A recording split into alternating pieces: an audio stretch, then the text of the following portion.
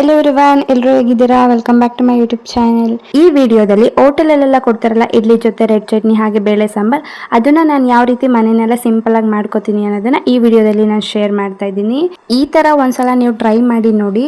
ಹೋಟೆಲಲ್ಲಿ ಕೊಡೋದಕ್ಕಿಂತ ಟೇಸ್ಟ್ ತುಂಬಾನೇ ಚೆನ್ನಾಗೇ ಬರುತ್ತೆ ಆ್ಯಂಡ್ ನೀವೇ ಹೈಜೀನ್ ಆಗಿ ಮಾಡಿಕೊಂಡು ಆರಾಮಾಗಿ ತಿನ್ಬೋದು. ಸೊ ಹಾಗಿದ್ರೆ ಯಾವ ರೀತಿ ಮಾಡೋದು ಅಂತ ನೋಡ್ತಾ ಹೋಗೋಣ. ಸ್ಟಾರ್ಟ್ ಮಾಡೋಣ ಬನ್ನಿ. ಫಸ್ಟ್ ನಾನಿಲ್ಲಿ ಬೇಳೆ ಸಾಂಬಾರು ಮಾಡ್ಕೊಳ್ಳೋದಕ್ಕೆ ಇಂಗ್ರೀಡಿಯೆಂಟ್ಸ್ನೆಲ್ಲ ರೆಡಿ ಮಾಡಿ ಇಟ್ಕೊಂಡಿದ್ದೀನಿ. 1 ಬೌಲಷ್ಟು ತೊಗರಿಬೇಳೆನ ವಾಶ್ ಮಾಡಿ ಇಟ್ಕೊಂಡಿದ್ದೀನಿ. ಹಾಗೆ ಒಂದು 5-6 ಟೊಮ್ಯಾಟೋನ ಕಟ್ ಮಾಡಿದ್ದೀನಿ. 1 ಈರುಳ್ಳಿ ಹಾಗೆ ಸ್ವಲ್ಪ ಬೆಳ್ಳುಳ್ಳಿ ಮತ್ತು ಹಸಿಮೆಣಸಿನ್ಕಾಯಿನ ರೆಡಿ ಮಾಡ್ಕೊಂಡಿದ್ದೀನಿ. ಇವಾಗ ನಾನಿಲ್ಲಿ ಒಂದು ಕುಕ್ಕರ್ಗೆ ವಾಶ್ ಮಾಡಿ ಇಟ್ಕೊಂಡಿದ್ನಲ್ಲ ತೊಗರಿಬೇಳೆ, ಅದನ್ನು ಹಾಕೋತಿದ್ದೀನಿ. ಅದಕ್ಕೆ ಕಟ್ ಮಾಡಿ ಇಟ್ಕೊಂಡಿದ್ದಂಥ ಈರುಳ್ಳಿ ಮತ್ತು ಟೊಮೆಟೊನ ಸೇರಿಸ್ಕೊತಿದ್ದೀನಿ. ಟೊಮೆಟೊನ ನೋಡಿ ನಾನು ಈ ಸೈಜಲ್ಲಿ ಕಟ್ ಮಾಡಿ ಹಾಕೋತಾ ಇದ್ದೀನಿ. ತುಂಬ ಚಿಕ್ಕದಾಗಿ ಕಟ್ ಮಾಡೋ ಅವಶ್ಯಕತೆ ಏನಿರಲ್ಲ. ಆ್ಯಂಡ್ ಅದಕ್ಕೆ ಇವಾಗ ಬೆಳ್ಳುಳ್ಳಿ, ಹಸಿಮೆಣಸಿನ್ಕಾಯಿ ಮತ್ತು ರುಚಿಗೆ ತಕ್ಕಷ್ಟು ಉಪ್ಪನ್ನ ಹಾಕ್ಕೊಂಡು ಒಂದು ಸ್ವಲ್ಪ ಜೀರಿಗೆನ ಹಾಕೋಬೇಕಾಗುತ್ತೆ. ಆ್ಯಂಡ್ ಇದನ್ನು ಬೇಯಿಸ್ಕೊಳ್ಳೋದಕ್ಕೆ ನಾನಿಲ್ಲಿ ಒಂದು 2 ಗ್ಲಾಸಷ್ಟು ನೀರನ್ನು ಆ್ಯಡ್ ಮಾಡ್ಕೊತಿದ್ದೀನಿ. ಅದು ಬೇಯೋದಕ್ಕೆ ಎಷ್ಟು ಬೇಕೋ ಅಷ್ಟು ನೀರನ್ನ ಆ್ಯಡ್ ಮಾಡಿಕೊಂಡ್ರೆ ಸಾಕು. ಈ ಥರ ಒಂದು ಸ್ವಲ್ಪ ಮಿಕ್ಸ್ ಮಾಡಿಕೊಂಡು ಲಾಸ್ಟಿಗೆ ಸ್ವಲ್ಪ ಅರಿಶಿಣದ ಪುಡಿ ಹಾಗೆ 1-2-3 ಡ್ರಾಪ್ಸಷ್ಟು ಆಯಿಲ್ನ ಹಾಕ್ಕೊಂಡು ಕುಕ್ಕರ್ ಲಿಡ್ನ ಕ್ಲೋಸ್ ಮಾಡಿ 4 to 5 ವಿಷಲ್ ಕೂಗಿಸ್ಕೊತಾ ಇದ್ದೀನಿ. ಚೆನ್ನಾಗಿ ಬೇಳೆ ಎಲ್ಲ ಬೆಂದಷ್ಟು ಬೇಳೆ ಸಾಂಬಾರು ಚೆನ್ನಾಗೇ ಬರುತ್ತೆ. ಸೊ ಒಂದು 4 ವಿಷಲ್ ಕೂಗಿಸ್ಕೊಳ್ಳಿ, ಚೆನ್ನಾಗಿರುತ್ತೆ. ಆ್ಯಂಡ್ ನೋಡಿ ಇವಾಗ ಬೇಳೆ ಎಲ್ಲ ಚೆನ್ನಾಗಿ ಬೆಂದಿದೆ. ಇದನ್ನು ನೀವು ಹಾಗೆ ಕೈಯಲ್ಲಿ ಸ್ಮ್ಯಾಶ್ ಮಾಡ್ಕೋಬೋದು, ಅಥವಾ ಟೈಮ್ ಇಲ್ಲ ಅಂತ ಅಂದರೆ ನೀವು ಈ ಥರ ರುಬ್ಕೋಬೋದು. ಒಂದು ಸಲ ರುಬ್ಬಿದ್ರೆ ಸಾಕಾಗುತ್ತೆ. ನಾನು ಇವಾಗ ಅರ್ಜೆಂಟ್ ಇತ್ತು, ಸೊ ಅದಕ್ಕೆ ನನಗೆ ಸ್ಮ್ಯಾಶ್ ಮಾಡೋ ಅಷ್ಟು ಟೈಮ್ ಇಲ್ಲ. ಮಿಕ್ಸರ್ ಜಾರ್ಗೆ ಹಾಕ್ಕೊಂಡು ಒಂದು ಸಲ ರುಬ್ಕೋತಾ ಇದ್ದೀನಿ. ನೋಡಿ ನಾವು ಫುಲ್ ಎಲ್ಲದನ್ನು ಹಾಕ್ಕೋಬೇಕಂತೇನೆ, ಸ್ವಲ್ಪ ಬೇಳೆ ಬಿಟ್ಟರು ಚೆನ್ನಾಗಿರುತ್ತೆ, ಬೇಳೆ ಸಿಗಬೇಕು. ಸೊ ಕಂಪ್ಲೀಟಾಗಿ ಎಲ್ಲದನ್ನು ಹಾಕೋತಿಲ್ಲ, ಸ್ವಲ್ಪ ಬೇಳೆನ ಬಿಟ್ಬಿಟ್ಟು ನಾನು ಈರುಳ್ಳಿ, ಟೊಮೆಟೊ, ಬೆಳ್ಳುಳ್ಳಿ ಮತ್ತು ಹಸಿಮೆಣಸಿನ್ಕಾಯಿ ಇದನ್ನು ಮಾತ್ರ ಹಾಕ್ಕೊಂಡು ಸ್ವಲ್ಪ ರುಬ್ಕೋತಾ ಇದ್ದೀನಿ.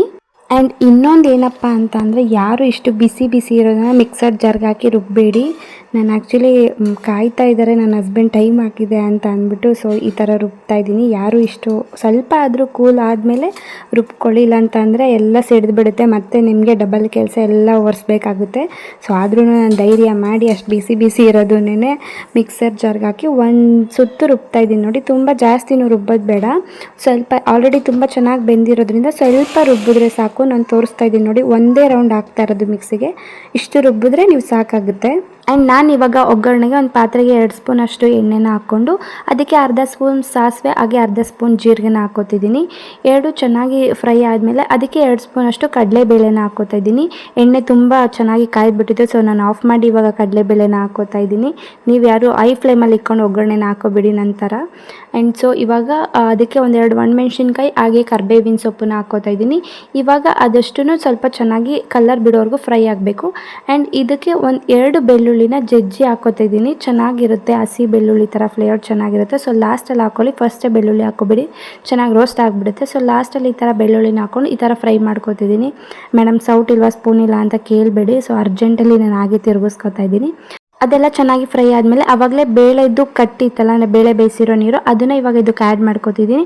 ನಾನು ಬರೀ ಬೇಳೆ ನೀರನ್ನು ಮಾತ್ರ ಆ್ಯಡ್ ಮಾಡ್ಕೊತಿದ್ದೀನಿ. ಅದಕ್ಕೆ ಇವಾಗ 1.5 ಸ್ಪೂನಷ್ಟು ಹುಳಿ ಸಾಂಬಾರು ಪುಡಿ, ಅಂದರೆ ನಾರ್ಮಲ್ ತರಕಾರಿ ಸಾಂಬಾರು ಎಲ್ಲ ಮಾಡ್ತಿರಲ್ಲ ಆ ಪುಡಿನ ಹಾಕ್ಕೊಂಡು ಈ ಥರ ಚೆನ್ನಾಗಿ ಮಿಕ್ಸ್ ಮಾಡ್ಕೋತಾ ಇದ್ದೀನಿ. ಈ ಥರ ಗಂಟಾಗಬಾರ್ದು. ನೀವು ಈ ಥರ ಗಂಟಾಗುತ್ತೆ ಅನ್ನೋದಾದರೆ ಒಗ್ಗರಣೆ ಹಾಕ್ತಿರಲ್ಲ ಆ ಟೈಮಲ್ಲೇ ಹಾಕ್ಕೊಬಿಡ್ಬೋದು, ಬಟ್ ಸೀದೋಗ್ಬಿಡುತ್ತೆ. ಬೇಗ ನೀವು ಈ ಥರ ಸಾಂಬಾರನ್ನ ಹಾಕ್ಕೊಂಬಿಡಿ. ಸೊ ಇವಾಗ ನೋಡಿ ಪುಡಿ ಎಲ್ಲ ಹಾಕಿದ್ಮೇಲೆ ಸ್ವಲ್ಪ ಅದು ಕುದಿ ಬಂದಮೇಲೆ ಇವಾಗ ಆವಾಗಲೇ ಬೇಳೆ ಇತ್ತಲ್ಲ ತಳದಲ್ಲಿ, ಅದನ್ನು ಈ ಥರ ಸ್ವಲ್ಪ ಸ್ಮ್ಯಾಶ್ ಮಾಡಿ ಹಾಕ್ಕೋಬೇಕಾಗುತ್ತೆ. ಆಲ್ರೆಡಿ ಚೆನ್ನಾಗಿ ಬೆಂದಿರುತ್ತೆ, ಆದರೆ ಸ್ವಲ್ಪ ಸ್ಮ್ಯಾಶ್ ಮಾಡಿ ಇವಾಗ ಅದಕ್ಕೆ ಸೇರಿಸ್ಕೊತಾ ಇದ್ದೀನಿ, ಚೆನ್ನಾಗಿರುತ್ತೆ. ನೋಡಿ ಇದನ್ನು ಸ್ವಲ್ಪ ಕಾಯ್ದಮೇಲೆ ಆವಾಗಲೇ ರುಬ್ಬಿ ಇಟ್ಕೊಂಡಿದ್ವಲ್ಲ ಅದನ್ನು ಕೂಡ ಇವಾಗ ಇದಕ್ಕೆ ಸೇರಿಸ್ಕೊತಾ ಇದ್ದೀನಿ. ಇದೇನು ಜಾಸ್ತಿ ಕುದಿಸ್ಬೇಕು ಅನ್ನೋ ಅವಶ್ಯಕತೆ ಇಲ್ಲ, ಆಲ್ರೆಡಿ ಎಲ್ಲ ಚೆನ್ನಾಗಿ ಬೆಂದಿರೋದ್ರಿಂದ ಸ್ವಲ್ಪ ನೀವು 2 ಮಿನಿಟ್ಸ್ ಕುದ್ರೆ ಸಾಕಾಗುತ್ತೆ. ಇವಾಗ ಕನ್ಸಿಸ್ಟೆನ್ಸಿ ನೋಡ್ಕೊಳ್ಳಿ, ನಿಮ್ಗೆ ಎಷ್ಟು ಬೇಕೋ ಅಷ್ಟನ್ನು ನೀರನ್ನ ಆ್ಯಡ್ ಮಾಡ್ಕೊಳ್ಳಿ. ನಾನು ಇಡ್ಲಿಗೆ ಮಾಡ್ಕೊತಿರೋದ್ರಿಂದ ತುಂಬ ನೀರು ಹಾಕೋತಿಲ್ಲ, ಮಿಕ್ಸರ್ ಜಾರ್ಗೆ ಸ್ವಲ್ಪ ನೀರನ್ನು ಆ್ಯಡ್ ಮಾಡಿಕೊಂಡು ಈ ಕನ್ಸಿಸ್ಟೆನ್ಸಿನಲ್ಲಿ ಹಾಕೋತಾ ಇದ್ದೀನಿ. ಇದು ಸ್ವಲ್ಪ ಕುದ್ಮೇಲೆ ಮತ್ತು ಕೂಲ್ ಆದಮೇಲೆ ಇನ್ನೂ ಸ್ವಲ್ಪ ಗಟ್ಟಿಯಾಗುತ್ತೆ. ಬೇಳೆನ ರುಬ್ಬಿರ್ತೀವಲ್ಲ, ಸೊ ಅದರಿಂದ ಗಟ್ಟಿನೇ. ನೀವು ನೋಡಿ ಎಷ್ಟು ಬೇಕೋ ಅಷ್ಟು ನೀರನ್ನ ಆ್ಯಡ್ ಮಾಡ್ಕೊಳ್ಳಿ. ಆ್ಯಂಡ್ ನೀವು ನೀರನ್ನು ಆ್ಯಡ್ ಮಾಡ್ಕೊಂಡಿರ್ತೀರಲ್ಲ, ಸ್ವಲ್ಪ ಉಪ್ಪೇನಾದರೂ ಕಡಿಮೆ ಅಂತ ಅನ್ಸಿದ್ರೆ ನೀವು ಈ ಟೈಮಲ್ಲಿ ಆ್ಯಡ್ ಮಾಡ್ಕೋಬೋದು.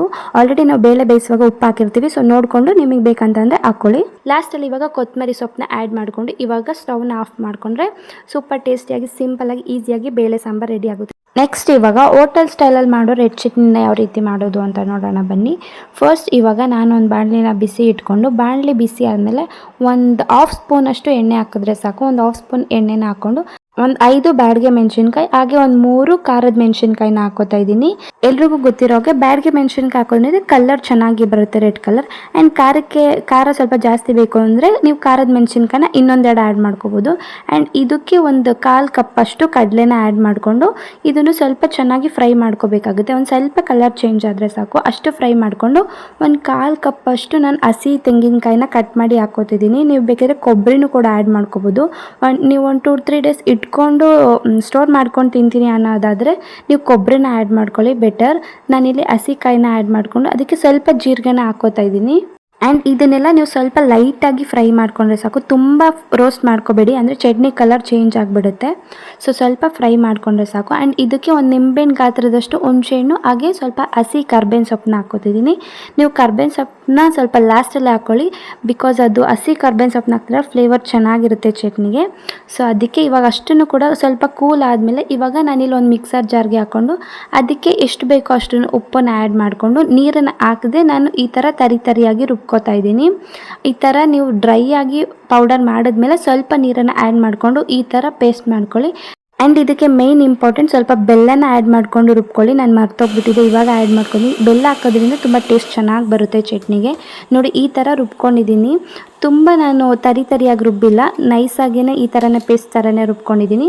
ಆ್ಯಂಡ್ ಇವಾಗ ಇದನ್ನು ಒಂದು ಪಾತ್ರೆಗೆ ಹಾಕ್ಕೊಂಡು ಕನ್ಸಿಸ್ಟೆನ್ಸಿ ಎಷ್ಟು ಬೇಕೋ ಚಟ್ನಿಗೆ ಅಷ್ಟು ನೀರನ್ನು ಆ್ಯಡ್ ಮಾಡ್ಕೊತಿದ್ದೀನಿ. ಇವಾಗ ಇದಕ್ಕೆ ಸಿಂಪಲಾಗಿ ಒಂದು ಒಗ್ಗರಣೆಗೆ ಎಣ್ಣೆ ಬಿಸಿ ಮಾಡ್ಕೊಂಡು ಅದಕ್ಕೆ ಕಡಲೆಬೇಳೆ, ಸಾಸಿವೆ, ಜೀರಿಗೆ, ಉದ್ದಿನಬೇಳೆ, ಒಂದು 2 ಒಣಮೆಣ್ಸಿನ್ಕಾಯಿ ಹಾಗೆ ಸ್ವಲ್ಪ ಇಂಗು, ಸ್ವಲ್ಪ ಕರ್ಬೇವಿನ ಸೊಪ್ಪನ್ನ ಆ್ಯಡ್ ಮಾಡಿಕೊಂಡು ಒಗ್ಗರಣೆನ ಹಾಕ್ಕೊಂಡು ಇದಕ್ಕೆ ಸೇರಿಸ್ಕೊತಾ ಇದ್ದೀನಿ. ಈ ಥರ ಒಗ್ಗರಣೆನ ಕೊಟ್ಕೊಳ್ಳೋದ್ರಿಂದ ಫ್ಲೇವರ್ ತುಂಬ ಚೆನ್ನಾಗಿರುತ್ತೆ. ಅಲ್ಟಿಮೇಟಾಗಿ ಒಂಥರ ಹೋಟೆಲಲ್ಲೆಲ್ಲ ಕೊಡ್ತಾರಲ್ಲ ಅದೇ ಥರ ಚೆನ್ನಾಗಿರುತ್ತೆ. ಸೊ ಸಿಂಪಲಾಗಿ ಒಂದು ಒಗ್ಗರಣೆನ ಹಾಕ್ಕೊಂಡ್ರೆ ಮುಗೀತು. ಹೋಟೆಲ್ ಸ್ಟೈಲ್ ರೆಡ್ ಚಟ್ನಿನೂ ಕೂಡ ರೆಡಿ ಆಯಿತು. ಇವಾಗ ನಾನು ಇದಕ್ಕೆ ಇಡ್ಲಿ ಜೊತೆ ಸರ್ವ್ ಮಾಡ್ಕೊತಿದ್ದೀನಿ. ಇಡ್ಲಿ ಮಾಡಿದ್ದೆ. ಹಾಗೆ ಈ ಥರ ವೈಟ್ ಕಲರ್ ಸಾಫ್ಟ್ ಮಲ್ಲಿಗೆ ಇಡ್ಲಿನ ಯಾವ ರೀತಿ ಯಾವ ಅಳತೆನಲ್ಲಿ ಮಾಡಬೇಕು ಅನ್ನೋದನ್ನು ಕಂಪ್ಲೀಟಾಗಿ ನಾನು ಲಾಸ್ಟ್ ವಿಡಿಯೋದಲ್ಲಿ ಅಪ್ಲೋಡ್ ಮಾಡಿದ್ದೀನಿ, ಒಂದ್ಸಲ ಚೆಕ್ ಮಾಡಿ ನೋಡಿ. ಇವಾಗ ಬೇಳೆ ಸಾಂಬಾರು ಹಾಗೆ ರೆಡ್ ಚಟ್ನಿ ಜೊತೆ ಸರ್ವ್ ಮಾಡ್ಕೊತಾ ಇದ್ದೀನಿ. ನೋಡಿ ಎಷ್ಟು ಚೆನ್ನಾಗಿದೆ, ಹೋಟೆಲಲ್ಲೆಲ್ಲ ಕೊಡ್ತಾ ನೋಡಿದ್ರೇ ತಿನ್ನಬೇಕು ಅನ್ನೋ ಥರ ಫೀಲ್ ಆಗ್ತಿದೆ. ಇಡ್ಲಿನೂ ಅಷ್ಟೇ ತುಂಬ ಸಾಫ್ಟಾಗಿ ಮಲ್ಲಿಗೆ ಇಡ್ಲಿ ಥರನೇ ಸ್ಮೂತಾಗಿ ಬಂದಿದೆ. ಒಂದ್ಸಲ ಟ್ರೈ ಮಾಡಿ ನೋಡಿ, ಖಂಡಿತ ನಿಮ್ಮ ಮನೆಯಲ್ಲಿ ಎಲ್ರಿಗೂ ಇಷ್ಟ ಆಗುತ್ತೆ. ಆ್ಯಂಡ್ ಮತ್ತೆ ಮಾಡಿಕೊಡಿ ಅಂತ ಕೇಳ್ತಾರೆ. ನನ್ನ ಮನೇಲಂತೂ ನನ್ನ ಮಗನಿಗೆ ಹಾಗೆ ನನ್ನ ಹಸ್ಬೆಂಡ್ಗೆ ಫೇವ್ರೆಟ್. ಆಲ್ಮೋಸ್ಟ್ ಸ್ಕೂಲ್ ಇದ್ದಾಗ ಮಾಡೋದಕ್ಕಾಗಲ್ಲ, ಸೊ ಅದಕ್ಕೆ ಹಾಲಿಡೇ ಇದ್ದಾಗ ಈ ಥರ ಇಡ್ಲಿನ ಮಾಡ್ಕೋತಾ ಇರ್ತೀನಿ. ನೋಡಿದ್ರಲ್ಲ ಮನೆಯಲ್ಲ ಸಿಂಪಲ್ಲಾಗಿ ಮಲ್ಲಿಗೆ ಇಡ್ಲಿ, ಅದ್ರ ಜೊತೆ ರೆಡ್ ಚಟ್ನಿ ಹಾಗೆ ಬೇಳೆ ಸಾಂಬಾರು ಯಾವ ರೀತಿ ಮಾಡ್ಕೊಳ್ಳೋದು ಅಂತ. ಸೊ ಈ ವಿಡಿಯೋ ನಿಮಗೆ ಇಷ್ಟ ಆಗಿದ್ರೆ ಹಾಗೆ ಸ್ವಲ್ಪ ಆದರೂ ಯೂಸ್ಫುಲ್ ಅಂತ ಅನಿಸಿದ್ರೆ ನನ್ನ ವಿಡಿಯೋನ ಲೈಕ್ ಮಾಡೋದನ್ನು ಮರಿಬೇಡಿ. ಆ್ಯಂಡ್ ಯಾರಿಗೆಲ್ಲ ಇಡ್ಲಿ ಅಂದರೆ ಇಷ್ಟ ಬಟ್ ಮಾಡೋದಕ್ಕೆ ಕಷ್ಟ ಬರೋದಿಲ್ಲ, ಅದಕ್ಕೆ ಹೋಟೆಲ್ಗೆ ಹೋಗಿ ತಿಂತೀವಿ ಅನ್ನೋ ಅಂಥ ಫ್ರೆಂಡ್ಸ್ಗೆ, ಫ್ಯಾಮಿಲಿ ಮೆಂಬರ್ಸ್ಗೆ ಈ ವಿಡಿಯೋನ ಶೇರ್ ಮಾಡಿ, ಅವ್ರಿಗೂ ಕೂಡ ಯೂಸ್ಫುಲ್ ಆಗುತ್ತೆ. ಸೊ ಅವರು ಆರಾಮಾಗಿ ಮನೆಯಲ್ಲೇ ಮಾಡ್ಕೊಂಡು ತಿಂತಾರೆ. ಹಾಗೆ ನೀವು ಕೂಡ ಒಂದ್ಸಲ ಟ್ರೈ ಮಾಡಿ ಯಾವ ರೀತಿ ಇತ್ತು ಅಂತ ಕಮೆಂಟ್ ಮಾಡಿ ತಿಳಿಸಿ, ನನಗೂ ಕೂಡ ಖುಷಿಯಾಗುತ್ತೆ. ಆ್ಯಂಡ್ ಆಲ್ಮೋಸ್ಟ್ ಏನಕ್ಕಪ್ಪ ಹೆಣ್ಮಕ್ಳು ಮನೆಯಲ್ಲಿ ಜಾಸ್ತಿ ಇಡ್ಲಿ ಮಾಡ್ಕೊಳ್ಳೋದಿಲ್ಲ ಅಂದರೆ ಇದೇ ರೀಸನ್ಗೆ, ತಿಂದಮೇಲೆ ಇಷ್ಟೆಲ್ಲ ಪಾತ್ರೆ ತೊಳಿಬೇಕು ಏನಕ್ಕೆ ರಿಸ್ಕ್ ಅಂದ್ಬಿಟ್ಟು ಹೋಟೆಲ್ಗೆ ಹೋಗಿ ತಿಂತಾರೆ. ಬಟ್ ಆದ್ರೂ ನಾವು ನಮ್ಮನ್ನು ಇಷ್ಟಪಡೋರಿಗೆ ಕಷ್ಟ ಆದ್ರೂ ಇಷ್ಟಪಟ್ಟು ಈ ಥರ ಮಾಡಿಕೊಟ್ಟಾಗ ಅವ್ರು ಇಷ್ಟಪಟ್ಟು ತಿಂತಾರಲ್ಲ, ಸೊ ಅದಕ್ಕೋಸ್ಕರ ಆದರೂ ಮಾಡಿಕೊಡ್ಬೇಕು. ಅದ್ರ ಮುಂದೆ ಅವ್ರು ನಮಗೋಸ್ಕರ ಕಷ್ಟಪಡೋದ್ರ ಮುಂದೆ ಇದೇನು ಅಲ್ಲ. ಸೊ ಲೆಕ್ಚರ್ ಕೊಡ್ತಿದ್ದೀನಿ ಅಂತ ಅನಿಸಿದ್ರೆ ಸಾರಿ. ಆ್ಯಂಡ್ ಡಿಮೋಟಿವೇಟ್ ಆಗಿಬಿಡಿ, ನೀವು ಕೂಡ ಒಂದ್ಸಲ ಟ್ರೈ ಮಾಡಿ ನೋಡಿ ಹಾಗೆ ಯಾವ ರೀತಿ ಇತ್ತು ಅಂತ ಕಮೆಂಟ್ ಮಾಡಿ. And thank you for watching. Bye bye, love you.